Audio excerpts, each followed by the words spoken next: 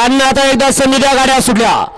भव्य आणि दिव्य अशा जगदंब प्रतिष्ठान बलकवडेवाडी आयोजित आमदार केसरी मैदानातील अडी क्रमांक 33 सुटला आणि लढत चालू 33 मध्ये एक राज झाला. एकाने दुसऱ्याचं मात्र केलं आणि आता चौघांच्या लढत चालू आहे. बघूया कोण बाजी मारतोय.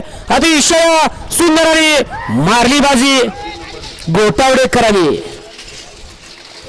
गाडी क्रमांक 33 आणि गाडी तास क्रमांक 3 वरती धावलेली गाडी रोकडेश्वर प्रसन्न समर्थ अजित सेठ भेगडे गोटावडे मुळशी या गाडीचा 1 नंबर आला.